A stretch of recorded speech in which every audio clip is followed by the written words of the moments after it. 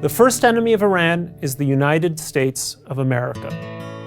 A common slogan chanted by Iranians at public rallies is, "Death to America." There was Iran's seizure of the U.S. Embassy in Tehran in 1979. Some 60 Americans, including our fellow citizen whom you just saw bound and blindfolded, are now beginning their 6th day of captivity inside the U.S. Embassy in Tehran. The 1983 bombing of the Marine barracks in Beirut that killed 241 American servicemen. And the 1996 Khobar Towers bombing in Saudi Arabia that killed another 19 Americans. An ultimate enemy of Iran is Israel.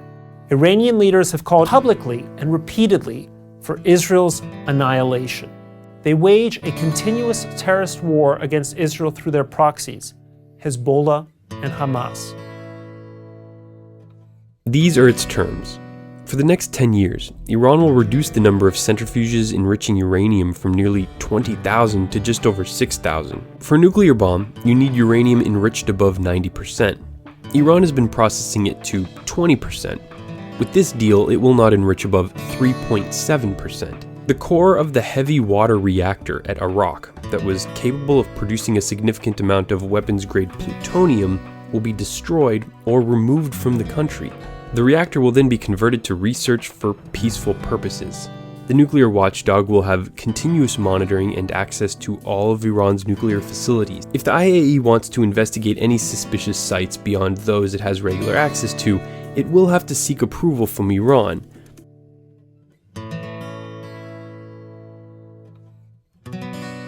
How do we stop Iran from developing a nuclear weapon? Because they are just 2 to 3 months from so-called breakout, having enough fissile material for a bomb.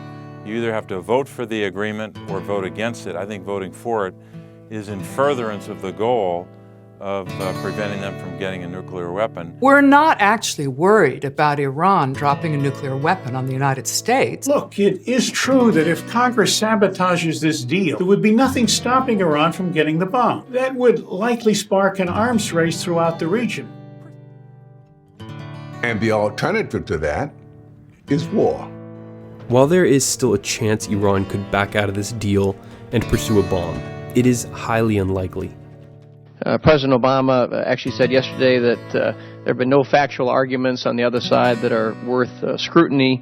So let's simply yes or no, are these the facts that are basing the negotiations off of at the outset? They're holding American hostages, they're sponsoring terrorism, calling for death to America, want Israel wiped from the face of the earth, guilty of egregious human rights violations, and generally creating instability around the world. Are those facts true, yes or no?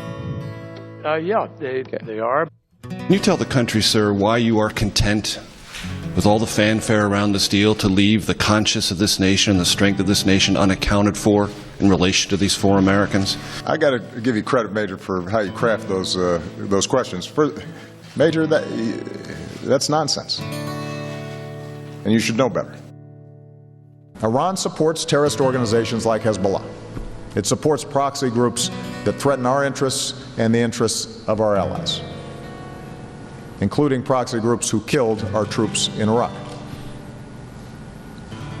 They try to destabilize our Gulf partners.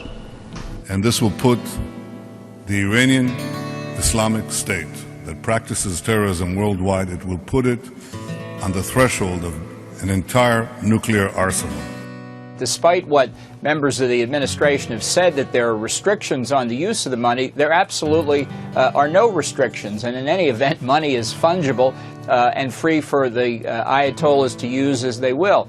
I think that obviously gives them the ability to invest in domestic spending programs, to add to the nuclear weapons program, and most definitely to spend on terrorism. America has managed to anger 2 of its staunchest allies in the region with this agreement. One is Israel. The other is Saudi Arabia, which is worried about Iran growing stronger and exercising more influence in the region. As much as I'd like to think we can trust the Iranians, I honestly don't know that we can trust this Iranian government, or certainly maybe a future Iranian government.